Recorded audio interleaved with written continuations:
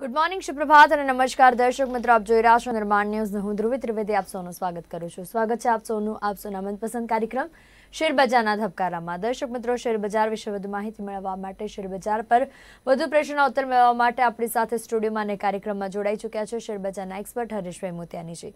જી હરીશભાઈ, સ્વાગત છે આપનું કાર્યક્રમમાં. ગુડ મોર્નિંગ અને નમસ્કાર દર્શક મિત્રો. તો દર્શક મિત્રો, શેરબજાર વિશે વાત કરીશું, ઇન્સ્ટ્રુમેન્ટ પર ચર્ચા કરીશું, પણ તે પહેલા આપ સૌને જણાવી દેવા માંગીશ કે શેરબજાર વિશે આપને મૂંઝવતા પ્રશ્નો, આપને મૂંઝવતી સમસ્યાઓ કે કયા શેરમાં ક્યાં કેટલું રોકાણ કરવું, કયો શેર પોઝિટિવ દેખાઈ રહ્યો છે, કયા શેરમાં શું સિચ્યુએશન છે, માર્કેટમાં શું પરિસ્થિતિ છે, બજારમાં કયા પ્રકારનો ઉતાર ચઢાવ છે, આ તમામ પ્રશ્નો વિશે આપ જો મૂંઝવાતા હોય તો મૂંઝવવાની કોઈ જ જરૂર નથી. આપની ટીવી સ્ક્રીન પર જે બે નંબર્સ ફ્લેશ થઈ રહ્યા છે તે નંબર્સ પર કોલ કરીને આપ અમારી સાથે જોડાઈને આપના પ્રશ્નોનું સમાધાન હરીશભાઈ પાસેથી મેળવી શકો છો. હરીશભાઈ, ઇન્સ્ટ્રુમેન્ટ પર ચર્ચા કરીએ, કોલર્સના પ્રશ્નોને લઈએ તે પહેલા આપને ખાસ બજાર વિશે પૂછવા માંગુ. ગઈકાલે બજારમાં જે ઓપનિંગની સાથે મૂવમેન્ટ જોવા મળી છે, ત્યારબાદ બજારમાં ક્લોઝિંગ બેસિસ પર જે સંકેત જોવા મળ્યા છે, શું લાગી રહ્યું છે તેના પરથી આપને કે આજે બજાર ખુલશે તો ખુલતાની સાથે કયા પ્રકારના સંકેત? જી હા, એ ચર્ચા કરીશું આપણે, કોઈ ના નથી. પણ આપણે જો છેલ્લા બે એપિસોડમાં છે ને કે વરસ કેવું રહેશે 2021, આ અગત્યનું વરસ છે. આ કઈ રીતનું રહેશે 2020? આપણે બહુ વોલાટિલિટી જોઈ લીધી, આપણે એકદમ વરસનો લો પણ જોઈ લીધો અને ઓલ ટાઈમ હાઈ પણ આપણે જોઈ લીધો છે.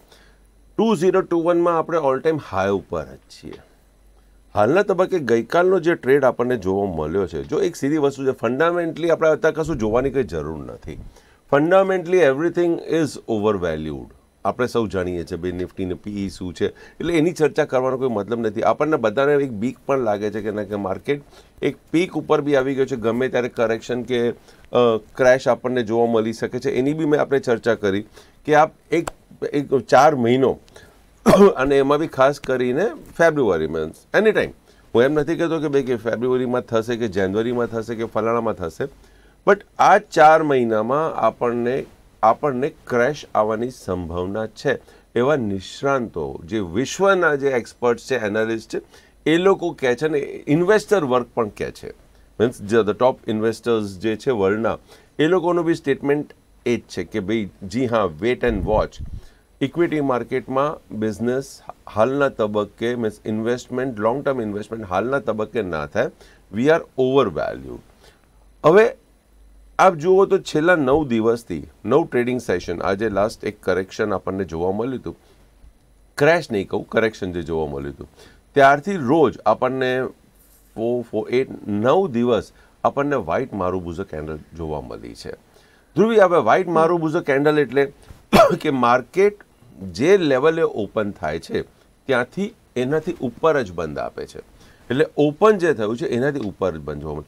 એટલે means you are on the higher side. તમે એક ટોચ ઉપર છો, તમે એક પીક ઉપર જઈ રહ્યા છો અને ત્યાં જ તમને ક્રેશ આવે છે, નોટ ક્રેશ, કરેક્શન આવે છે. અને એ કરેક્શન પછી બી તમે કન્ટિન્યુઅસ તમારે પોઝિટિવ કેન્ડલ બનતી જાય છે અને એક નવો હાઈ બને છે. હવે ગઈકાલના કેન્ડલ ઉપર આપણે નજર નાખીએ તો ગઈકાલની કેન્ડલ હાઈ ઉપર એક હેંગિંગ મેન કેન્ડલ બની છે. લોઅર લેવલ ઉપર ખરીદી આવી ગઈ. શરૂઆતમાં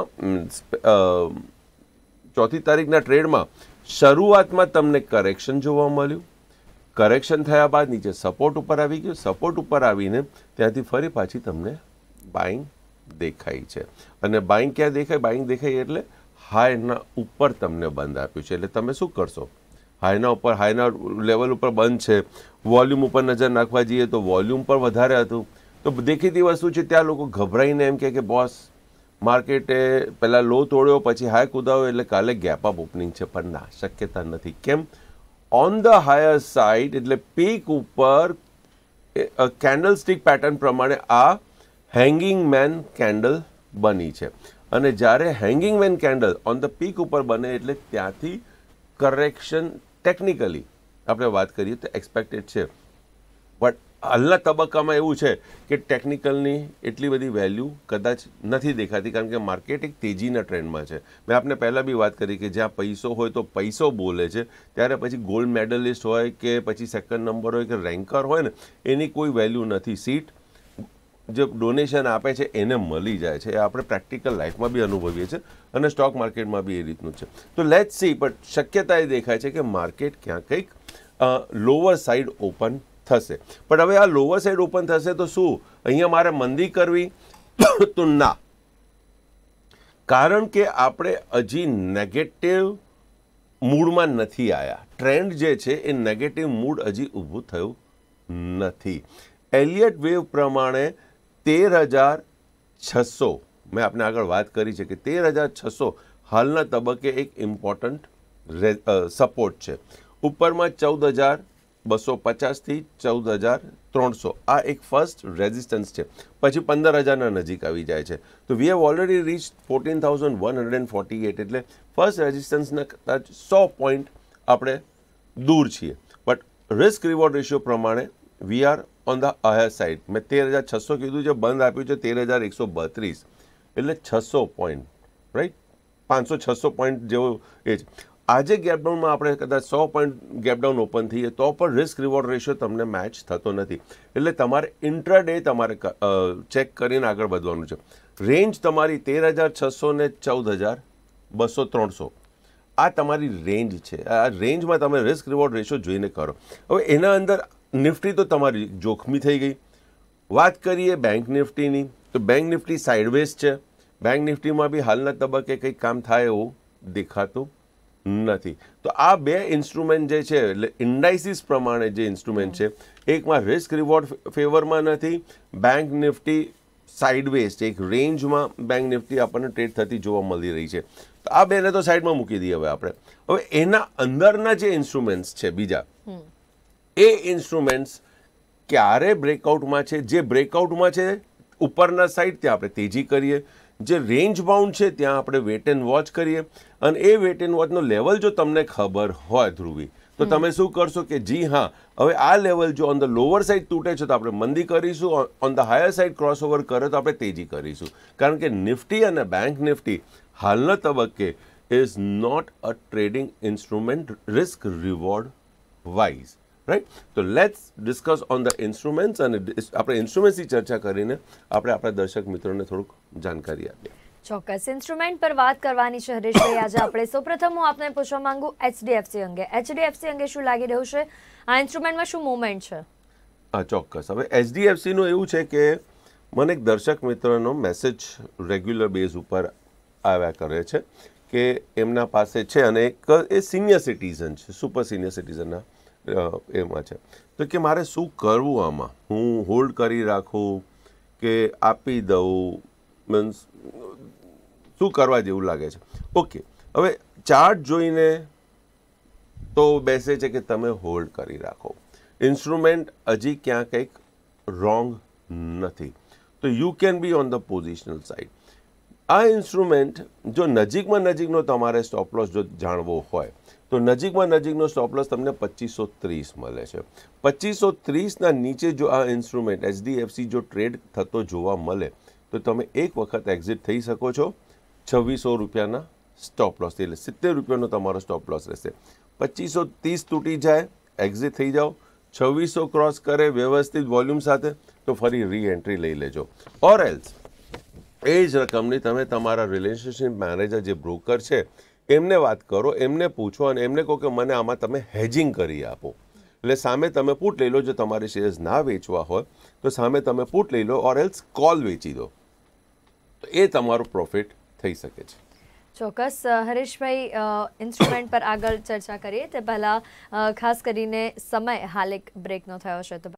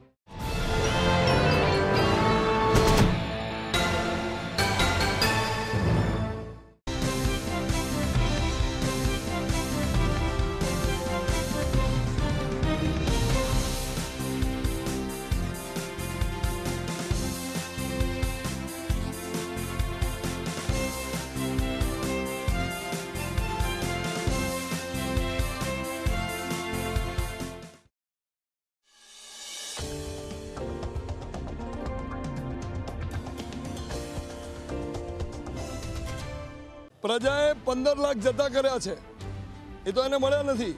પ્રજાએ 72,000 12 મહિનાના જતા કર્યા છે, એ નથી જોઈતા.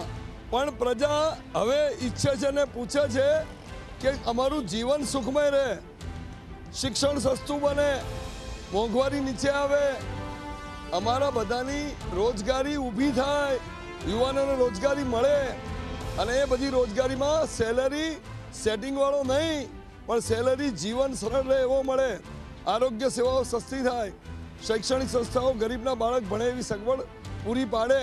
આ બધું પ્રજા પૂછે છે. નિહાળો નિર્માણ ન્યૂઝ પર શનિવારે સાંજે 37 કલાકે અને રવિવાર સાંજે 37 કલાકે.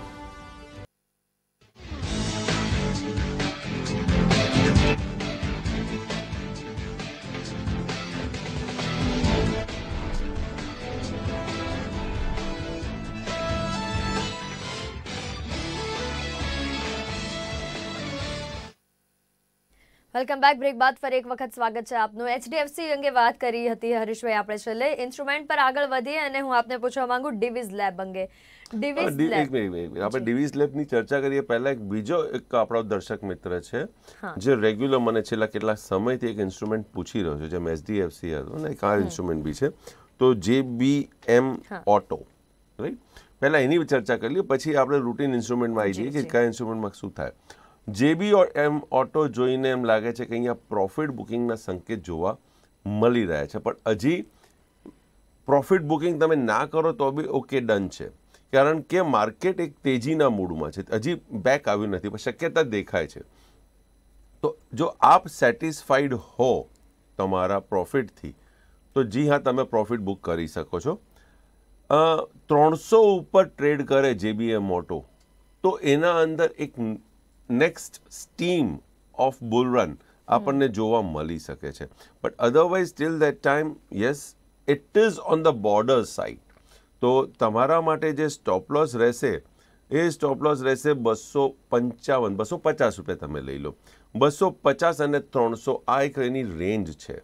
તો 300 ઉપર ચાલશે તો તમને એક અનધર રન જોવા મળી જશે, મે બી 50 રૂપિયાનો કે મે બી 100 રૂપિયાનો, રાઈટ. બટ 250 જ્યાર સુધી નથી તૂટતો ત્યાર સુધી તમે આમાં તમે હોલ્ડ રાખી શકો છો. મેં બીજી ડિટેલ સ્ટડી તો નથી કરી, પણ ચાર્ટ જોઈને મને આ ખ્યાલ આવે છે. આપણે વાત કરી ડિવિઝ લેબની, ઓકે.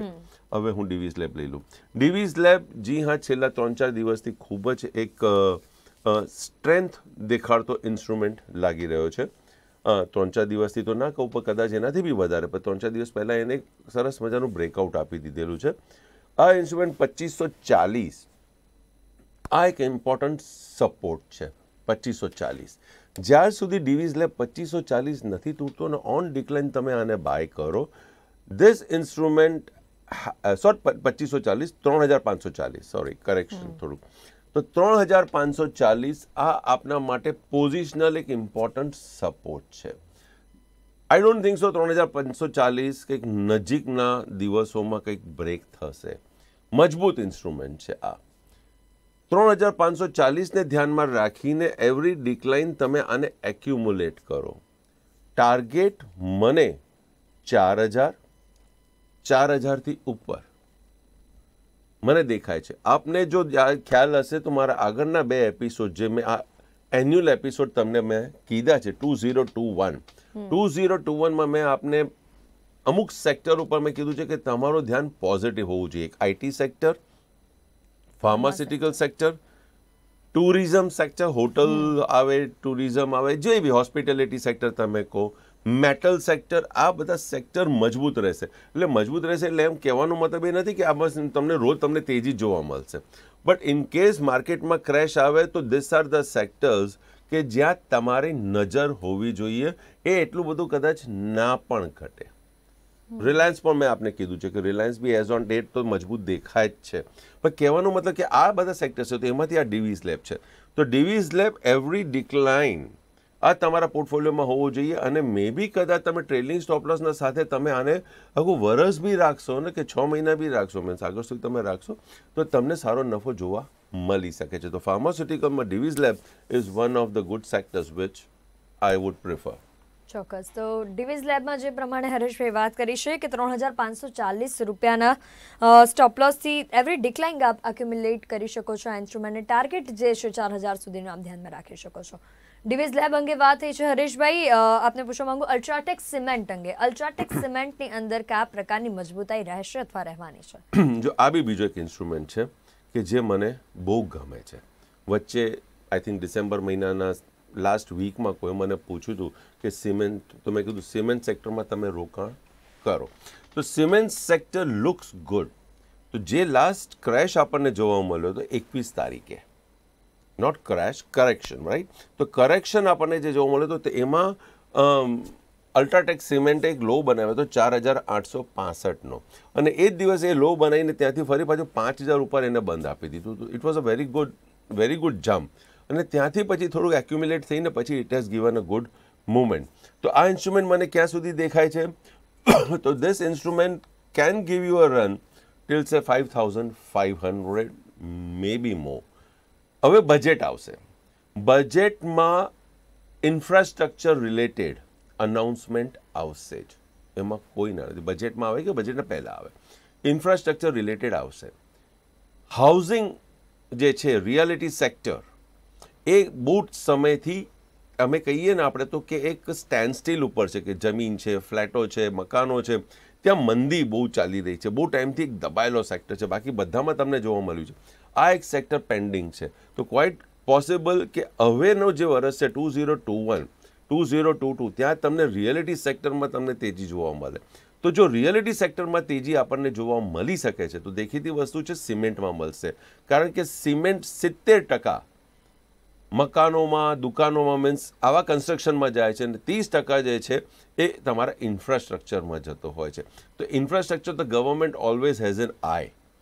એમની તો નજર છે જ કે ઇન્ફ્રાસ્ટ્રક્ચર કરવું છે, આટલા રોડ બનાવવા છે, ફલાણું કરવું છે, તે એટલે ત્યાં 30% તો ઓકે, ત્યાં તો છે જ. સવાલ છે અહીંયા તેજી આવી જોઈએ, તો અહીંયા તેજીની શક્યતા છે. તો મને આ ઇન્સ્ટ્રુમેન્ટ 4860ના સપોર્ટથી, જી હા, મને મજબૂત દેખાય છે. 5500, 6000, ડિપેન્ડ્સ માર્કેટ જે રીતના આપણને રન આપી રહ્યો છે. તો this instrument is again a very good strong instrument for the year. ચોક્કસ. તો અલ્ટ્રાટેક સિમેન્ટમાં પણ આપણને મજબૂતાઈ જોવા મળશે. મજબૂત ઇન્સ્ટ્રુમેન્ટ છે, આની એક સારો ઇન્સ્ટ્રુમેન્ટ છે. આ વર્ષમાં ઇન્સ્ટ્રુમેન્ટ અંગે આપ રોકાણ માટે ધ્યાન રાખી શકો છો અલ્ટ્રાટેક સિમેન્ટની અંદર.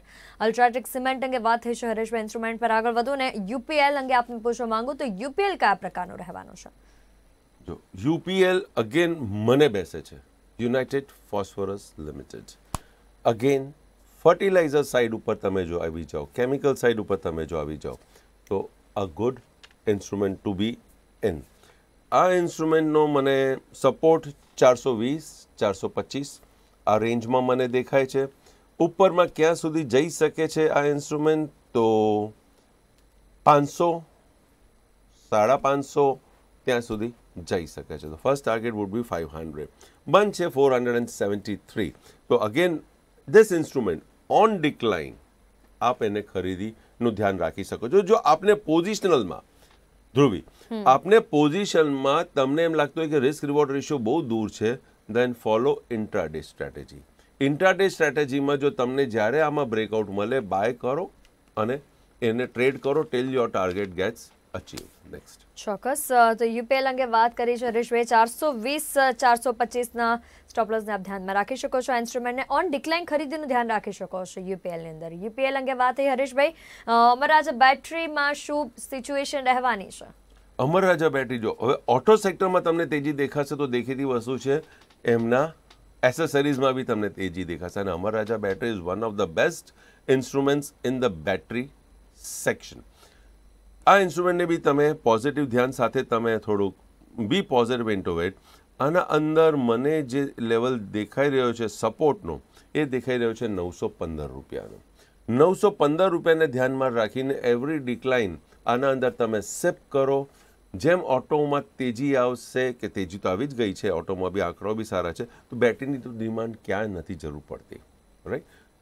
આટલી બધી ગાડીઓ અંદર છે તો બેટરી તો તમને જરૂર પડશે. So this instrument becomes a good instrument. 915 રૂપિયાનો સપોર્ટ છે. Target quite possible 1000 plus.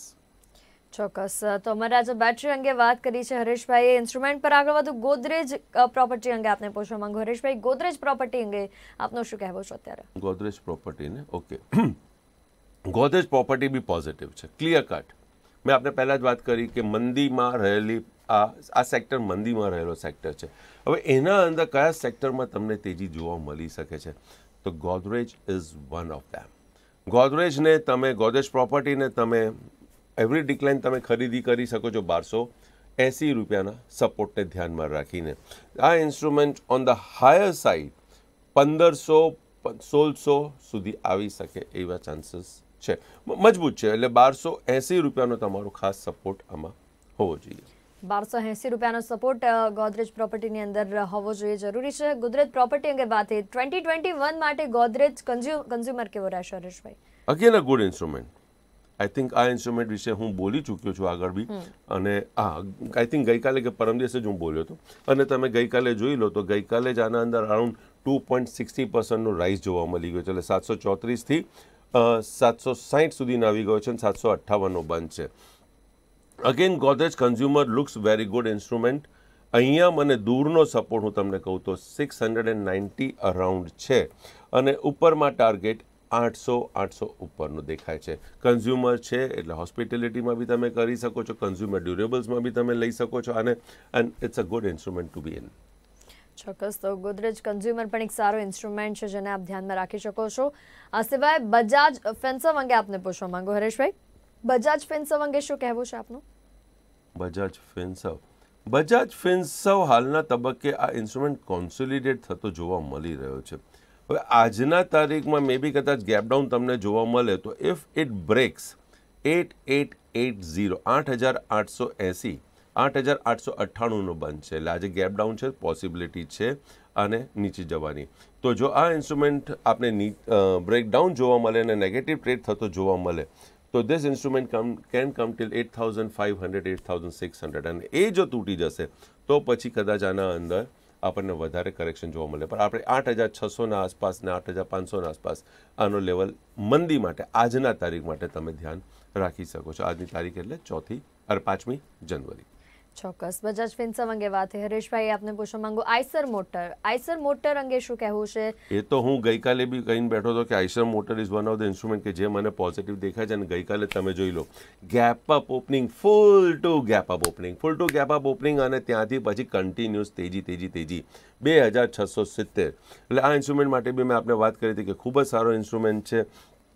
આના અંદર ઓલમોસ્ટ ટાર્ગેટ અચીવ થઈ ચૂક્યો છે. તો હવે હું કહીશ કે થોડુંક વેટ એન્ડ વોચ કરજો. આના અંદર એકદમથી હવે કૂદી ના પડતા. ગઈકાલે જ ઇટ હેઝ ગિવન એવરીથિંગ, અને ગઈકાલ સવારે આપણે અહીંયા ઇન્સ્ટ્રુમેન્ટ જે અમુક ઇન્સ્ટ્રુમેન્ટ અમે જે તમને નામ આપ્યા હતા એમાં Eicher motor was one of ધેમ. ચોક્કસ. તો આઈસર મોટર અંગે વાત કરી છે કે આઈસર મોટરમાં શું મુવમેન્ટ રહેશે ને કેવું રહેશે ઇન્સ્ટ્રુમેન્ટમાં રોકાણ કરી શકો છો? આ બોશ અંગે આપને પૂછવા માંગો હરેશભાઈ. બોશની સિચ્યુએશન શું રહેશે નવા વર્ષમાં? બોશ એક બોર્ડર ઉપર આવીને બેઠો છે, રેઝિસ્ટન્સના નથી. હવે જો બોશ આપનો આ લેવલ જે ગઈકાલે હાઈ બનાવે છે 13,373, એટલે આપણે 13,400 ગણીએ, રાઈટ? કારણ કે મોટો ઇન્સ્ટ્રુમેન્ટ છે, આપણે થોડું લિવરેજ લઈએ છીએ. 13,400 ઉપર ટ્રેડ થતો જોવા મળવો જોઈએ, ટકવું જોઈએ વિથ વોલ્યુમ. જો બાય થઈ જાય છે સુરેશભાઈ પટેલ નરોડાથી, તમારું આ ફેવરેટ ઇન્સ્ટ્રુમેન્ટ છે, તો 13,400 yes, a very good instrument, right? 13,400નું જો તમને બ્રેકઆઉટ મળી જાય તો સમજી લેજો આ ઇન્સ્ટ્રુમેન્ટ 15,000ના આસપાસ આવી જશે વિથ વોલ્યુમ બ્રેકઆઉટ. બોશ લિમિટેડમાં આપણને જોઈએ છે. ચોક્કસ. તો બોશ લિમિટેડ અંગે વાત કરી છે હરેશભાઈ. બ્રિટાનિયા અંગે આપને પૂછવા માંગુ, બ્રિટાનિયાની પોઝિશન શું રહેશે? બ્રિટાનિયા વીક છે, અને વધારે વીક થશે જ્યારે એ 3,500 તોડશે ત્યારે. 3,552 આવી ગયો છે. ગઈકાલે લો 3,537 બનાવ્યો છે. આજે ગેપ ડાઉન છે, ક્વાઇટ પોસિબલ. જો 3,500 તોડી દે છે બ્રિટાનિયા, તો Britannia on the lower side 3,300 સુધી પણ આપણને રેટ દેખાડી શકે છે. તો બી કોશિયસ. 3,500 આના માટે એક અગત્યનું લેવલ છે. 3,500ના નીચે ટ્રેડ થતો તમને જોવા મળવો જોઈએ, અને જો નથી થતો તો ત્યાંથી ફરી પાછું આ ઇન્સ્ટ્રુમેન્ટ થોડું બાઉન્સ પણ થઈ શકે છે. 3500, 3540 આ એની એક સપોર્ટ રેન્જ છે, રાઈટ. આ રેન્જના નીચે ચાલે તો મંદી, નહીતર અહીંયાથી કદાચ બાઉન્સ બી થઈ શકે. ચોક્કસ. તો 3500 જો તોડે છે તો પછી ઓન ધ લોઅર સાઈડ આ ઇન્સ્ટ્રુમેન્ટ આપણને 3300 સુધી જોવા મળી શકે છે. બ્રિટાનિયા અંગે વાત થઈ છે હરેશભાઈ. કોલ ઇન્ડિયા અંગે આપને પૂછવા માંગુ, કોલ ઇન્ડિયામાં શું લાગી રહ્યો છે આપને? કોલ ઇન્ડિયા, ઓકે. કોલ ઇન્ડિયા બી એક પ્રિફરેબલી મને રેન્જ બાઉન્ડ ઇન્સ્ટ્રુમેન્ટ દેખાય છે. બહુ મોટી રેન્જ નથી, એક એક્યુમ્યુલેટ થતો ઇન્સ્ટ્રુમેન્ટ દેખાઈ રહ્યો છે 125ના આસપાસ અને ઉપરમાં 145ના આસપાસ. આ રેન્જમાં ટ્રેડ થતો જોવા મળે. આ રેન્જથી બહાર આવશે તો આપણને આના અંદર આગળનું ડાયરેક્શન જોવા મળી શકે છે. ત્યાર સુધી ટ્રેડ ધ રેન્જ. જી હરેશભાઈ, સમયનો અભાવ છે માટે કાર્યક્રમમાં રજા લેવાનો સમય થઈ રહ્યો છે, પણ નવા વર્ષ માટે હજુ પણ ઘણા એવા ઇન્સ્ટ્રુમેન્ટ છે કે જે આપણને સારા રહી શકે છે નવા વર્ષ માટે, જે આપણને ફાયદો કરાવી શકે છે અથવા તો જેમાં આપણે રોકાણ કરી શકીએ છીએ. 2021 માટે ઘણા ઇન્સ્ટ્રુમેન્ટ વિશે આપણે ચર્ચા કરી ચૂક્યા છે. જે પણ ઇન્સ્ટ્રુમેન્ટ વિશે વાત કરી છે, આપનો કોઈ પોતાનો પર્સનલ ઇન્ટરેસ્ટ? ધ્રુવી, જે બી ઇન્સ્ટ્રુમેન્ટ વિશે ચર્ચા થઈ છે, મારું ક્યાં કોઈ પર્સનલ હોલ્ડિંગ નથી. જે અમારા મિત્ર છે, સગા સંબંધી છે, રિલેટિવ છે, એ લોકો બી ટ્રેડિંગ ને ઇન્વેસ્ટમેન્ટ કરતા હોય છે. કારણ કે મારી ફેમિલી અંદર ઇન્વોલ્વ છે, રિલેટિવ્સ પણ છે, તો દેખીતી વસ્તુ છે, ઇનડાયરેક્ટ ઇન્ટરેસ્ટ ત્યાં હોઈ શકે. તો દર્શક મિત્રો, શેરબજાર વિશે વધુ માહિતી મેળવવા માટે, શેરબજાર પર વધુ ચર્ચા માટે જોતા રહો સેમ ચેનલ પર, સેમ ટાઈમ પર શેરબજારના ધબકારા. ત્યાં સુધી હરીશભાઈ અને મને આપશો રજા. નમસ્કાર. નમસ્કાર.